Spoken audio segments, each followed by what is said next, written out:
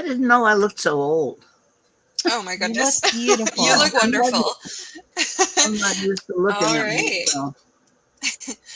Good evening, everyone. My name is Dash Tahiri, and I'm a bookseller at Women and Children First in Chicago. And we are so excited to celebrate the re-release of I Never Promised You a Rose Garden by Joanne Greenberg with a new foreword by Esmé Weijun Wang. Yes, we're holding it here. So we have both authors here today, and I want to welcome everyone to what I think will be a great conversation. But first, I'd like to begin our virtual event as we begin our events in store with a land acknowledgement. So please join me in acknowledging that the land on which the bookstore stands is the unceded territory of the Peoria, Potawatomi, and Miami people. There are over 75,000 Indigenous people living in Illinois, and we strive to recognize and honor Native history, literature, and community.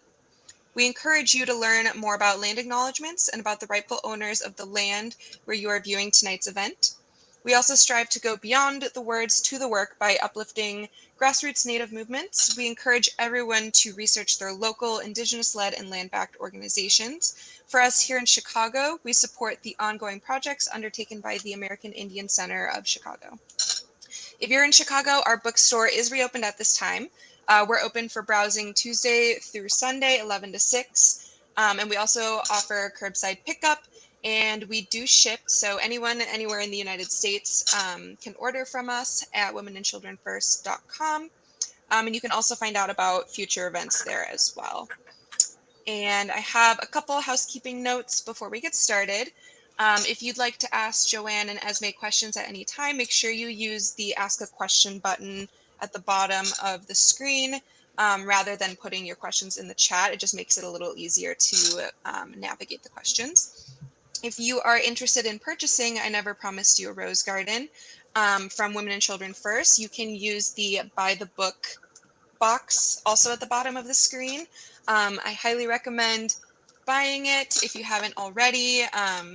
And then I will also be including a link for Esmé's book, or one of her books, The Collected Schizophrenias, in the chat. So I'll drop that once we get started.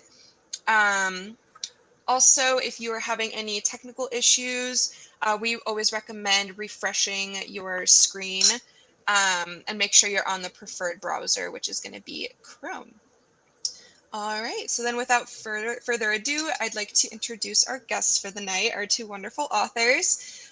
Joanne Greenberg is an internationally renowned award-winning author of 16 novels and 4 collections of short stories. Her second novel, I Never Promised You a Rose Garden, published in 1964, has sold millions of copies and was adapted into a 1977 movie and a 2004 play of the same name.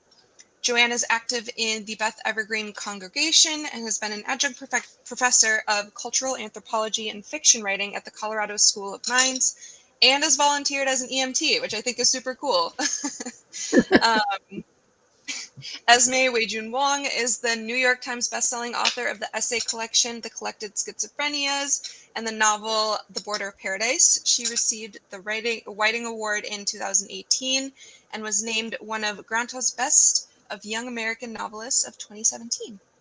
Thank you, Joanne and Esmé, for being here. Super excited. I'll let you all take it away. All right. Joanne, would you mind reading a little bit from the book just to kick us off? To be just a little louder. Would you mind reading a little bit from the book just to kick us off? Not at all, but I don't have a copy of it here. Okay. Well, I suppose we'll skip that part, or I feel like we really should have a. I mean, I have a copy. Oh, by the way, I wanted Yes. to thank you very much for the foreword. Oh gosh, well written. Such an honor. It was right on. I was really happy to have it. Thank you. That makes me so happy. Yeah. Well, to kick us off, this book was really important to me as a younger person in the 90s. And now I'm an adult and a writer who can see it 30 years later with fresh eyes.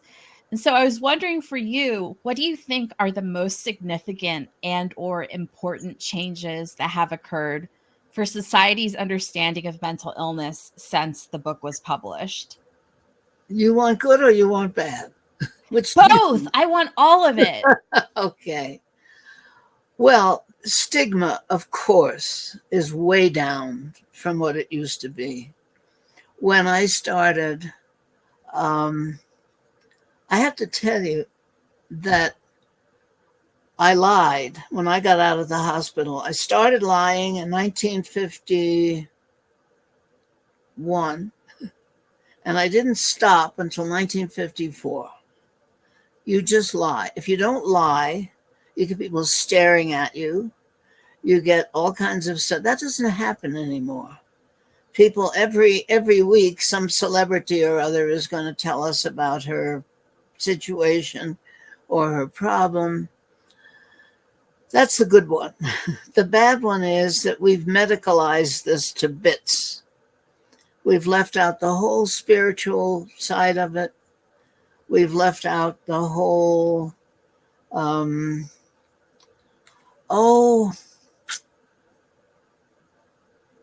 I would say the human part of it. We're now doing brain stuff.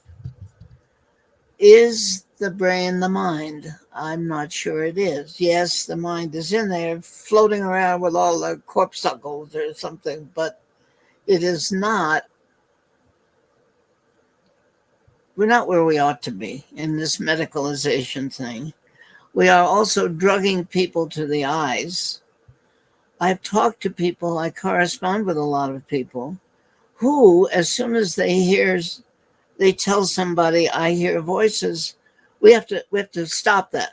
Nobody's going to ask, what do the voices say? What are they saying? Hello. So there's that. So yes, and not so yes. Well, I was actually going to ask you about that because I know you frequently discuss medication, by which I mean reaching equilibrium without medication. And that is in the book. Could you speak a bit about how that exists in the book and how it exists in the rest of your life? What, no medication? Yeah, just like both you and Ellen Sachs wrote a lot about how psychoanalysis helped you. Well, the doctor would have a stroke if I said psychoanalysis. She said psychotherapy. Oh, If I'm we were sorry. dead by now. Psychotherapy. I was thinking of Ellen Psychotherapy. Sachs. Yeah. So could you speak a bit about how psychotherapy helped you in, or helped the character rather, in this very autobiographical Well, and book? me and her. Mm-hmm. How? Yeah, how? And then in the I rest of think the basically life. at the base is trust between the two of us. I think we were minors. She had the light, I had the map. So we were a team. Now, how do you get to be on a team?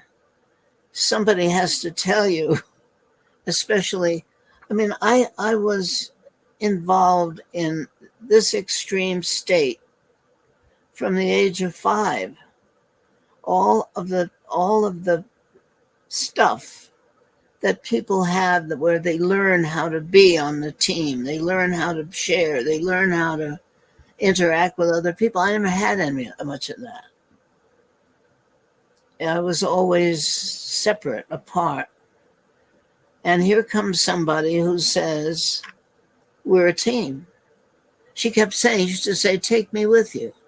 And she would say, it's your job. I've never been psychotic. I've never been this or this or this. It's up to you to share this and tell me what this is. Well, this gives me full agency in my own recovery, which is not part of the medical model, I have to say. Yeah, I would agree with you that there's been a tremendous amount of medicalization with especially schizophrenia and other psychotic disorders. And I mentioned this in the foreword that I wrote, but you also talk about the insanity of life, or what was going on, the anti-Semitic events that were happening, and things in the world that were crazy, and how being crazy in response is perhaps not so extreme. And especially, I think nowadays, with so much news coming in all the time, um, it has an impact on everyone's mental health, whether you're psychotic or not. Do you have any thoughts about how that exists today? Well, part of it, I don't know whether it's my age or whether it's what else it is, but I think what further separates us is not a good thing. I'm thinking, again, a sort of stereo. One of the things we do that I never did or could do in the 1950s was that anytime anybody belched around the world, nobody knew about it. Yes. Yes, there are fires. All right, there's a war here. It's too bad. But ever since, I would say the 60s were the beginning of it. We now share the whole world, any war, any upset. And of course, all of a sudden, bang, the environment. We found out, and this bothers me too, because people want to blame it on us. We did what we saw. Oil, gas, natural, farming. You expect to do this, you expect to do that, and it's going to have a good result. And it does. We're driving our cars. I have had the most marvelous life. You have no idea the terrific life I have had. It stuns me every day. I can't get enough of it. I got to do all this stuff. And I couldn't, my mother couldn't, my grandmother couldn't. I got to do all this. Yeah, I think because you're very famous for this particular book, there are some things that get overshadowed. Like, you've published to me, a great number of books in your life, including award-winning novels and short story collections. So I'm actually curious, looking back at your bibliography of all those books, how would you describe the arc of your oeuvre, if there is one? Well, there is. Yeah, tell me about it. I want to know. I had a dream. Mm-hmm. And in the dream, God was walking around. And I said to God, I want to be a genius. And God said, too bad. You come from the Eastern Seaboard, and the genius supply has already been filled. And it's too late. Too bad. I can do this for you. I can give you a good long life and competence. Well, when you're 20 years old, that's the worst thing anybody ever said. Well, you want to be special. You want to be the best. Like having your support system tell you to go to hell. And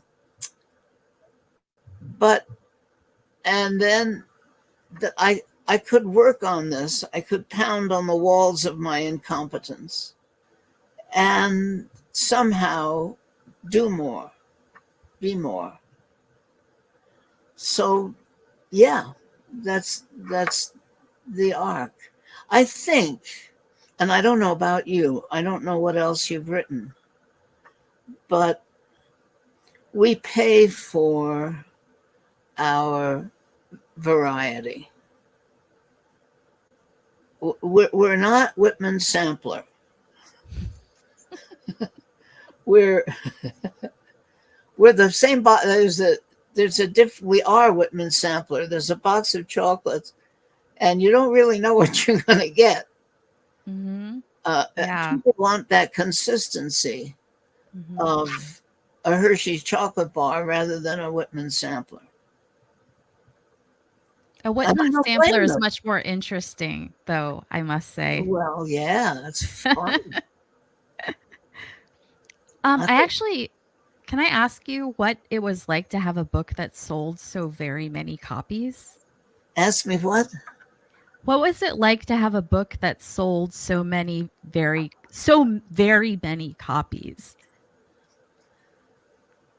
The hell, I wasn't there. I mean, I was doing my number.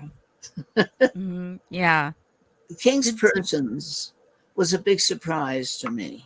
Mhm. I had written a paper in college about the York Massacre, Yes. and I wanted to write a book about the York Massacre. Mhm. And I kept saying, somebody ought to write this book about the York Massacre. And my husband said, well, you know, quit bitching and hit the ignition, start going, go do something. So I did, and I sent it in. Oh, I need to tell you, a whole big thing is luck. Yes. A whole That's big true. thing is luck. It so happened that the people who read that book were the people who were supposed to read that book. And they said, here is this schlep, and she's trying to do this book. She's got 114 main characters. This isn't going to work, but there's something in here. And they helped me. And the person who got a lot of money for Holt was Charles Schultz, Peanuts, who later became a friend. So the Mm. money that he made them, they were able to take a gamble Mhm. on this here, the writer. Richard Schickel once asked me how it felt to have "I never promised you a rose garden" be a kind of thing people said. And nobody ever asked me that before. And I said I didn't know, and he got disgusted and got up and left.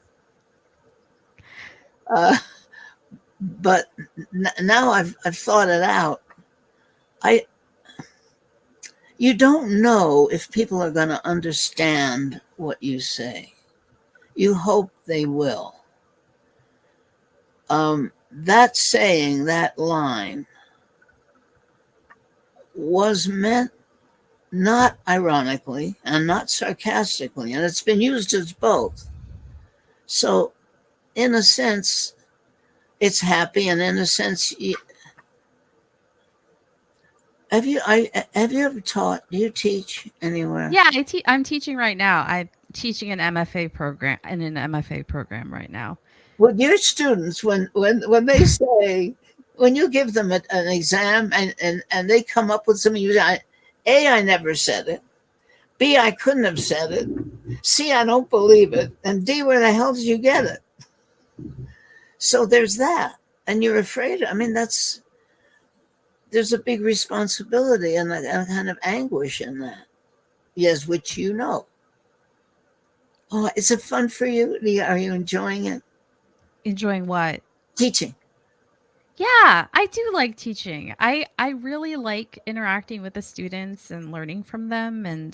But it's interesting what you say about the line, "I never promised you a rose garden," because when I did a search on the internet for that line, lots of things come up that are not your book. Like other Yeah. people have used it for their book titles. Oh, they're well, but that's since. Yes, yes, since. And there's Um that song, which I actually didn't know there was a song. There's a song? I beg your pardon. I never promised you a rose garden. That's amazing. Okay, so I have another question that's sort of like this. So, this book has sold millions of copies, which I feel like must be an extraordinary experience. But what was the experience? What's the process that happens for a book to become a Penguin classic. Does that designation mean anything to you in particular? The process of Saying like this book, it was a regular book and now it's a Penguin classic. Like that process. well, when they said it, I fell right off my bar stool because I mean it's a great thing. It's a great thing to go into other languages. It's funny because you get reviews in Baluchi and you don't know what the hell they're saying, which is interesting. You don't know what the translation is. Yes, I tried it. Yeah. When I have reviews of my books in other languages, I try to translate them using Google Translate just to see what they're saying. It's fun, isn't it? Funny. And it's fun. Yeah. But a Penguin classic is a very special thing. Like it looks like this. It has like the penguin on it. Yeah. And it says Penguin classic. So you fell off your bar stool. Well, try gratitude.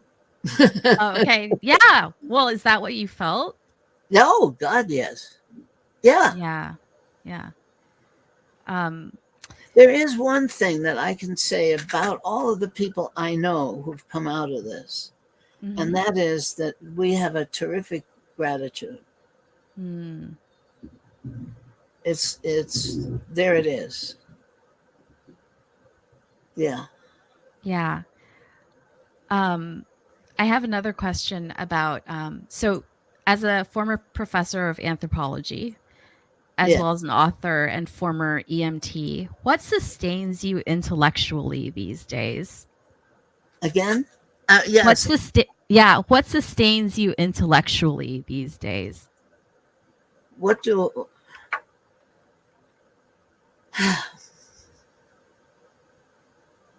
well, former professor, yes. I miss that. I miss being an EMT. I loved. We worked the street. We were on interstate. So high speed trauma was a feature. I never did any water stuff. The other side of the district has a river. I never got wet. Can I hear an EMT story? So I mean, there was that. There were all different features in my life. I worked for the Army, taught overseas, did all kinds of stuff. And I'm married to this guy. We just did our 65th wedding anniversary. Amazing. Congratulations. I have 8 husbands. Wow. See, people ditch husbands. I just recycle mine. Well, it's good for the environment. Oh yeah. Well, I mean, they're all different. There was the young guy who was going to come out here and be a rancher. Well, he got through with that, and then there was the young father, and then there was the middle-aged father, and now there's these 2 old people with the arthritis. What did you do anything for your 65th anniversary to celebrate? Well, he has his traditional chocolate cake with the chocolate icing. Wow. That's what we did. That sounds great. Looked at each other and say, how the hell did we get here? Oh, or like what have you been doing lately that helps you feel beauty in the world? How do I feel? Or what things in your life? I'm sorry. I think it's the connection. I need you to be a little louder. Yes, of course. Because I don't want you to push. What have you had in your life lately that helps you to feel beauty? Well, I all these people I love and be with. I've got these sons. My technotherapist son, who tries to help me love the computer.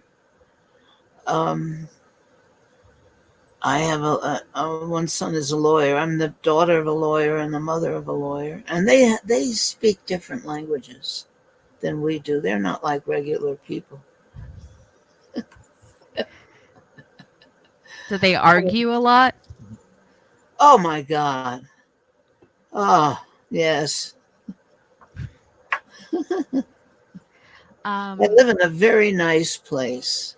what kind of place do you live in? Well, it's a spur Mm, on a hill. We're at about 7, 9 and change, almost 8,000 feet. We are now in a 20-year drought. wow. I have neighbors from heaven. And that too, I mean, you want to talk about luck. I'm sure there's somebody named Joanne Greenberg who is walking through the world with no luck at all because a big mistake was made in the ad agency that's, founds all this and gave me all of it. Because I was lucky. I walked into deafness when you didn't have to be an expert. I walked into all this stuff at a time when it was accepting. I have deaf friends. I have deaf blind friends. I have deaf blind friends who are stunningly heroic, in my Mm. opinion. I Is think that probably oh, sorry, go. the big thing is courage. I think, yeah. I think sometimes for me personally, the torment of psychosis is really hard to just keep going when you're experiencing it. So when you say courage, that's something that I think about a lot. Just keeping going can be really hard. Well, you have to do it because if you Yeah. don't do it, I mean, especially if you have arthritis, which doesn't hurt unless you move. So you just have to do it. Yeah. Go do it. How do you build courage? How do you build courage?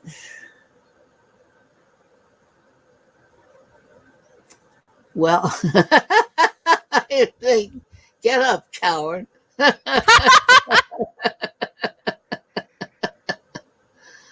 Oh, there's a certain, there's a lot to be said for stupidity.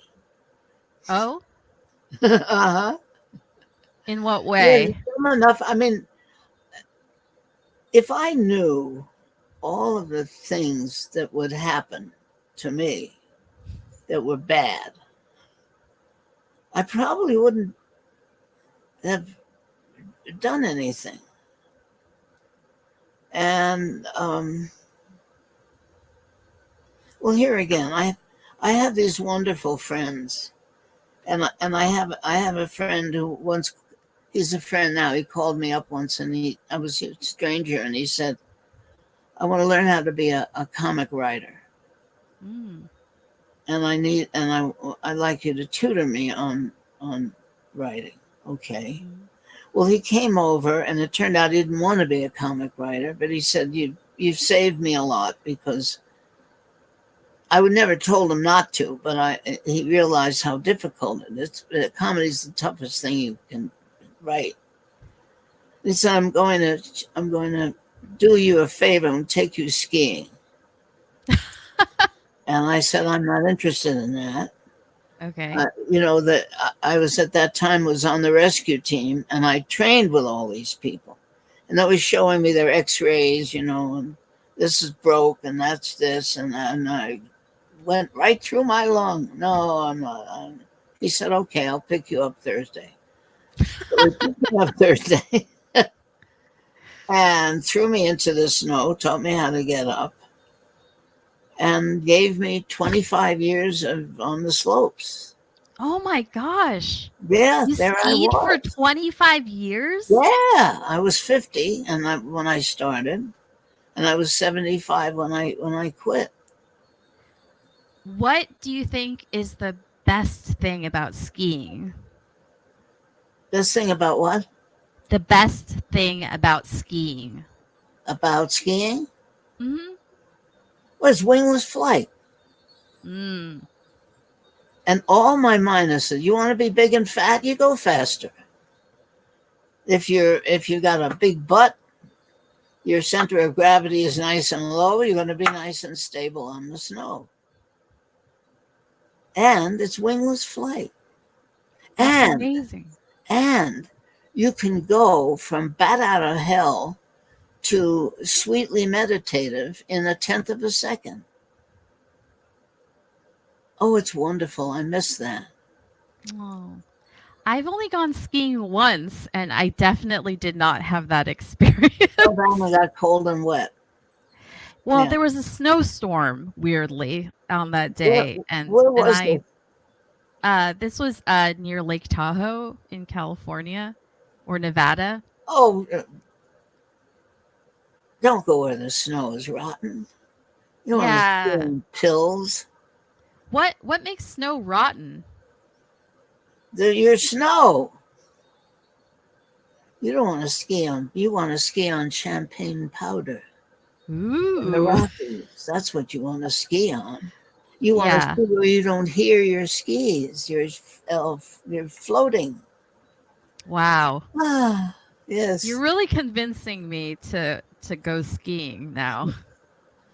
Well, I'm trying to get rid of my skis, and I can't make myself do it. I'll never ski again, unless the building's burned and I have to ski out of here. But I don't think I will. Well, you can just keep them. Just keep them. Okay, so you mentioned the person who wanted to be a comic writer, but if an emerging writer came to you now and said, "Could I have some advice about writing?" What would you say? Advice about writing. Yeah, like I want to be a writer. Anybody to be a writer. I'm sorry, could you repeat that? The art is gorgeous, as you well know. I love the art. The trade stinks on ice. All the arts stink on ice as far as money, trade, the trade. The business side. The craft is wonderful. I love it. Mm. Is there some aspect of craft that you could share with us? Rush right out and get a book called Emerald. Oh God, I have a brain like a sieve. Emerald Mile. Emerald Mile. Okay. Emerald Mile. That's I wish I brought my list down there. This is so bad. It's okay. We have one book to look up. Wait, what's so special about this book? Where I've been, I write them down. And what's so special about Emerald Mile? Well, it's about going down the Colorado River. And you get wet. You're there. You're in the boat, and you're with these guys who have no brains at all. That's courage gone bananas, and they're going to speed in the worst situations known to man down this river, and you're all for it.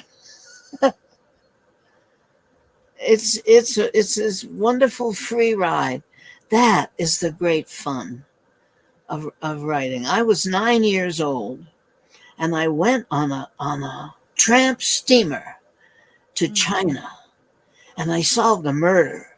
And there was this guy, and I was on the boat, and I was doing all this stuff.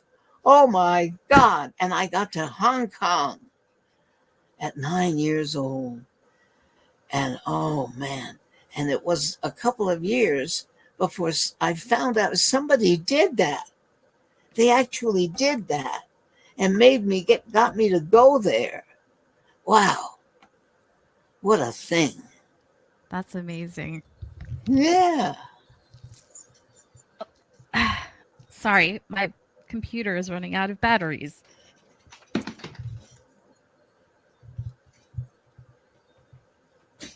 Okay. Have you right here on? And there are wolf books. They're wolf not books? fiction. Wolf books. Rush right out. What are the wolf books? The wolves are named. The something of Wolf 21, and they're the wolves that are in Yellowstone. And this guy is so good that pretty soon you get to say, as a wolf, I feel when I was a wolf, no, you were never a wolf. Oh yeah, I guess I wasn't. But I read these books and I came in to be a wolf. That happens to me too when I read. Like, yeah. I go into the story and that becomes my world. Yeah. I think. And we get to do that. Isn't it great? It is great. It's the best. It's the best job. Mm-hmm. When you think about psychosis as kind of like an experience. I'm sorry? I'm against it. Oh, you're against it. Okay, yeah, I want to hear about this. Like, do you think there's anything good about it, or is it just purely?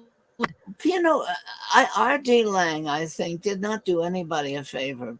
But this is a wonderful old Greek idea. There are three things about the Greeks that I don't like. Two things: feta cheese and that idea. And the idea is that madness and creativity are the same thing. That is sheep dip.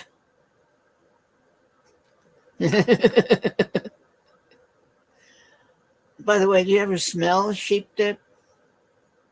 You don't want to. Trust me.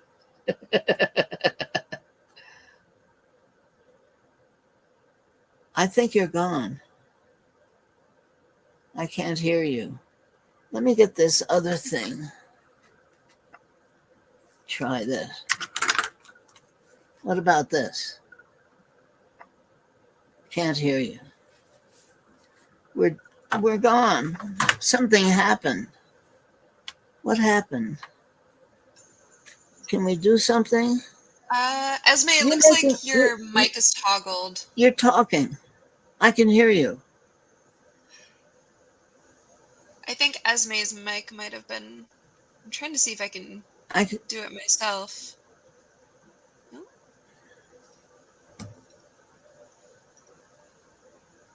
Is there a way we can get Esmé to talk? Hey, it better? Back? Am I back? Okay. Yeah, you're back. Okay, amazing. She's back. Technology. I'm sorry. So we were talking about how some people say psychosis and creativity are linked. Yeah. And your thoughts about that? I think that psychosis is a circular firing squad. And you say, people say, R.D. Lang felt that it was creative in some way. I never found it. I was there for a long time, and I never found it. Now, coming out of it has all kinds of good things that you learn intellectually, that you learn spiritually, that you learn every other 5 ways. But I've heard people say, cancer did me a lot of good. I don't think they meant cancer. I think they meant fighting against cancer or getting rid of cancer, or getting your values rearranged after having had or in the process of. But the thing itself, no. And psychosis, no. Yeah. It's like living in hell, I suppose. That's great. I agree. there's this idea that it's like some kind of spiritual experience that you can gain so much wisdom from, but when you're in it, at least in my experience, it's just awful and you're not thinking about creativity or writing or any of those productive things. How did you do yours? How did I get out of it? Wolfman. I think I tried basically every antipsychotic that there was. And in the end, I think it was Haldol that helped me. But there were a lot of really bad medications. Like one of them almost killed me. Literally. But yeah, I think in hindsight, the idea of like mental illness as this cool thing that's going to help you be a writer, I think is misguided. That's my personal opinion. Let's not forget that. What? That if we don't look out, if you don't look out, you're the one thing that you've got, your writing thing, gets all wound up with your psychosis, and you can confuse one thing with the other thing. I think that's what that was. And by the way, I'm not against medication either. What I'm against is the excessive use of. I have corresponded with a lot of people who are going through it, and are museums of drug. I mean, they're a living panel of every drug known to man. How do these people reach you to correspond with you? Well, do you write letters? Letters with pens and paper and stuff. Wait, can I write you a letter? I love writing letters. I love writing letters. You'll get an answer. You put a stamp on it. The post office rushes it right here. And I got some personalized stationery. Oh, yeah. Okay, I'm very excited. Like, I will write it with this fountain pen. 29175 something. Right. Okay, I'll ask you later. Yeah. But so you like writing letters? Yeah, I write letters. What else do you like to do? Do you cook? Are you writing more books? After 65 years, cooking is kind of, I do a hell of a chicken. I can cook a chicken very nicely. Like a roast chicken? Yeah. Chinese way. Okay. 450, 20 minutes. Cut the oven off for another 20 and you've got a terrific, juicy chicken. That's great. Do it in a skillet. Well, I make all our own wine, candles, all our own canned stuff, jelly, jam. I pay off a lot of debts in jelly. What's your best jelly flavor? Orange jelly. Orange jelly? Orange jelly. Nobody makes orange jelly. I figured, why not? It's very good. Put it on some toast. Yes, toast. Yeah. Yeah, okay. We make all our bread that we eat. You make all your bread? Oh, yeah. Hi. Should we answer some questions? Yeah. You can, I think, Esmé, you're able to see the questions there if you click on the ask a question. Awesome. Yeah, okay. There are a couple there for you. So, moving on from orange jelly, I have some questions from the audience.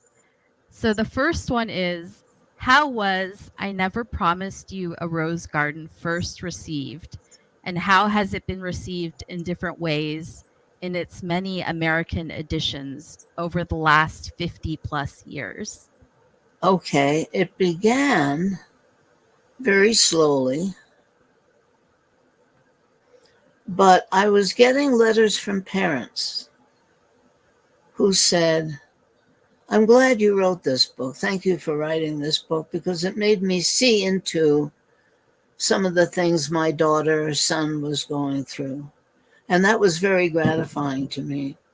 Then it went into paperback, and it hit the college crowd in the 60s when everybody was trying to get LSD to fake psychosis. And I mean, I'm for the homemade stuff. I've had very poor results from drugs. I had a half of a macaroon, of a marijuana macaroon. That half a macaroon was the worst thing I ever. Oh God. Yeah, I think edibles are not reliable. No. Bad experiences. Don't eat. But what about like later years? Or did you get the Well, same kind of response? all right. My mother said, you have to have a fake name for this, for yourself. Get a pseudonym. Mm-hmm. Actually, she said, if you're going to make a fool of yourself, do it out of town. And my husband is a psychotherapist. So he was working for the state of Colorado as rehab. And I had some of his friends come up one night. Well, they were coming up. And while they were there, I said, what about this psychosis business? Is it curable? Mm-hmm. And they said, no. You can have a remission. You can have remission, which to me is like, she was all right until someone mentioned shoelaces or Thursday. Bong zip.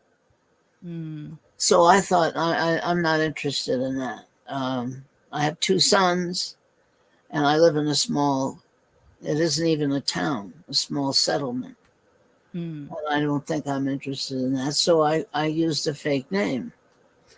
Well, if you're trying to be the authentic self you want to be, fake name is not a particularly good thing to be. So I was wrestling with that. And of course, then it came out. This was a real Boston pie in the bazoo, let me tell you. Hannah Green, who was a very good writer, wrote a book called The Dead of the House, not mine. And we started getting each other's mail. Yeah, that's hard. And then, of course, the New York Times told me that I was dead because she died. Mm-hmm. Mm-hmm. She was good, but I wasn't. I mean, we're miles apart.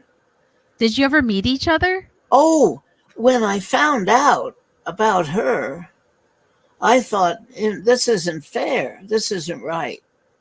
So I wrote her a letter and I said, I've done this Rose Garden thing. There's going to be no Son of Rose Garden, Bride of Rose Garden, Revenge of Rose Garden. I'm through. I'm not going to use this name anymore. Little did I know that if you publish in Europe, they use that name all the while, and you can't get away from it. Wow. But, yeah. Is it still under Hannah Green in Europe? Is it still under Hannah Green in Europe? In Europe, it is. Wow. Also, I found out on Wikipedia that I was dead, and I had to call them up and tell them that I'm dead. Oh my gosh.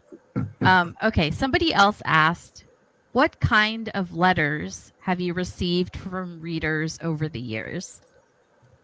Lots. And lots from sick people who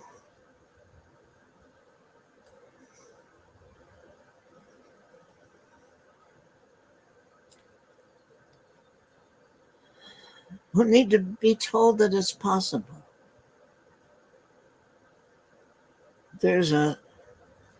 I believe that there is a river of health that runs under the sickness that needs to be accessed somehow. And that's with trust, and it's with consistency, and it's with honesty. And there are people for whom being ill is safer, and the pain is not sufficient. I once had a therapist tell me, what you have is not so bad because it hurts so much that you'll do just about anything to get out of it. I think this Yes. may be understood by you. Yes, especially when I've been in hospitals, like when I've been hospitalized, Yeah, there are some people there who the nurses will say like, "Oh, this person comes back all the time." yeah, Because they seem to, I don't know, the idea was that they were more comfortable being psychotic than not, yeah. was the idea. It doesn't hurt enough. And so, and there's that comfort. So I think what you had and what I had was what I call a healthy illness. It was horrible. Yes, yes, Yeah, you just want to get out of it. Yeah. yes. So, what do you tell the people who write to you? Do you have advice for them, or what do you say to them? No, I'm just kind of there. Yeah.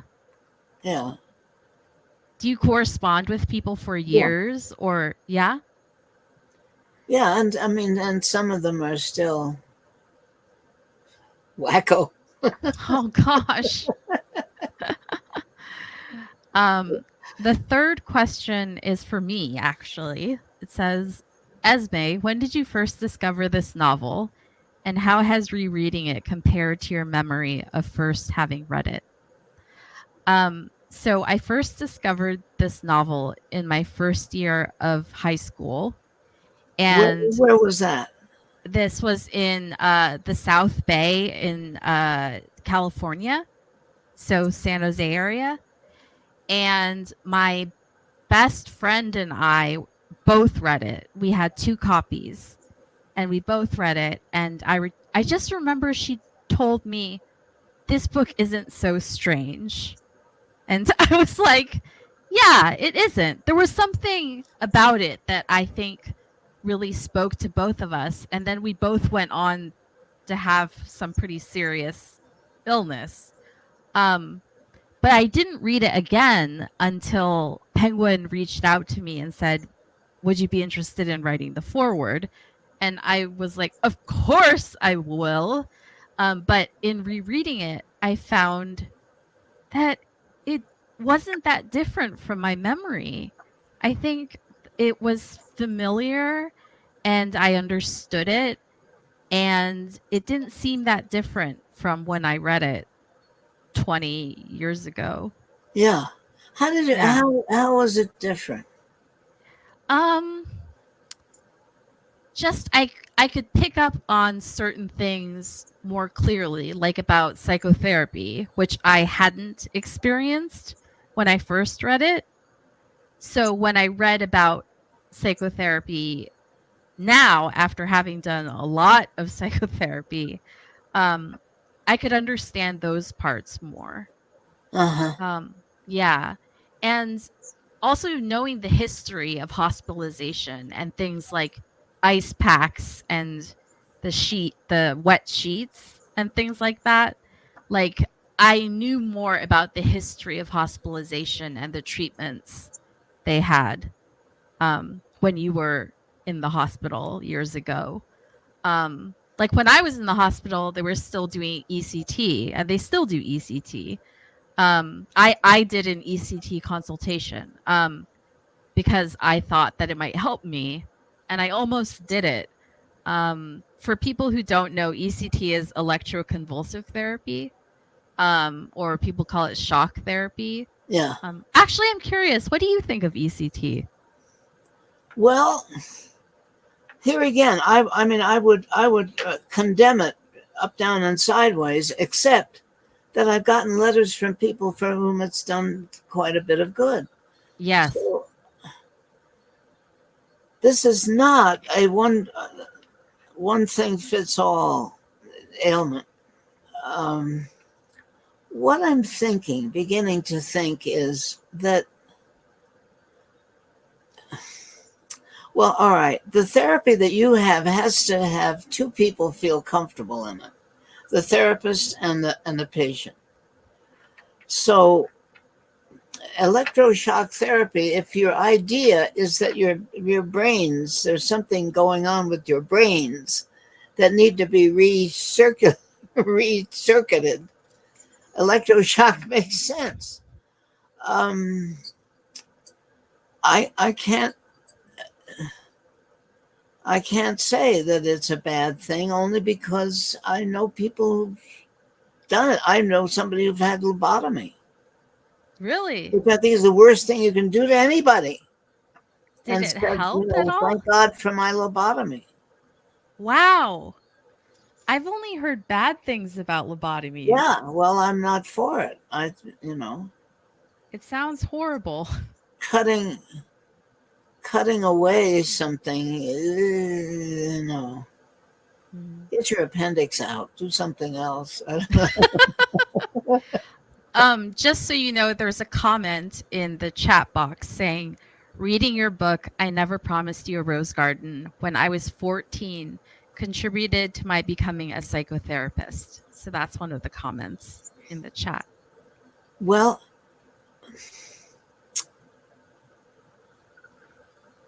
I didn't write it for teens, but teens have been reading it, so okay. Your hospitalization, this is annoying to me. I spent 3 years, almost 3 years, in a hospital. People I know spend the same 3 years in 4-day increments. So I don't see where that's helpful. Yes, there's been a big change since when you were there for a long time versus now. It's basically like 10-day increments. That's like they want to get you in and out. Yeah. What can you do in 10 days? Just medicate you and then kick you out. Yeah. I'm against it. So do you think the kind of longer periods are more helpful? I would think so. If it's a therapeutic environment. If it's not a therapeutic environment, is no good anyway. Then 4 days is 4 days too many. Yeah. I have always found hospitalization to be horrible personally. But each time I've been hospitalized 3 times, and each time it was 10 days. So how many? It was 10 days. 10 days. Yeah, well, each time. What did you get? What did I get? What did you feel about it? Oh, I hated it. Like every time I was hospitalized, it was like a nightmare. I hated it. I felt like nobody believed me about anything. They kept putting me on all kinds of medications that made me feel like a robot, or and each time I felt like it wasn't helpful to me. I'm sorry about that. It's okay. I hope it doesn't happen again. But that's something that I find really interesting about your book, is that you were there for a long time and it seems like it was really helpful. Yeah. Which I think a lot of people don't think about hospitalization these days. Well, one good thing, I think that people like me never had a flag to march under. And you're meeting other people who are as sick and as confounded and as lost and as suffering as you are, which is in some ways a good thing, because it's real. Yeah. It's real. And I think the worst thing is that unreality. Yeah. I think we've hit an hour, and maybe we should end it there. That was a good way to Okay. end, I think. Yeah, Are they that was giving us the boot? I think so. But this has Okay. been so amazing. Thank you, Joanne. Thank you, Esmé, for being here. Thank You you. to Write everyone. me a letter. I want to write you a letter, so I'm going to email so that I can get your address. Write me a letter. I will write you a letter. Thank you. I Thank will you. answer it. Thank you to Thank you everyone so much for being having here. us. Yeah. Thank you. I just want to remind everyone one more time that if you'd like to purchase the book, you can do so below with our button, the buy the book button, or you can always do it through our website as well. If you're in Chicago, stop by, say hi. And also a reminder that this video has been recorded, and everyone who registered for the event should get an email tomorrow with the recording of today's event. All right. Thank you. So Thank you, Esmé and Joanne, once again, and thank you everyone for being here tonight. I hope everyone has a great Get evening. it in. Bye. All Bye. right. Bye, everyone.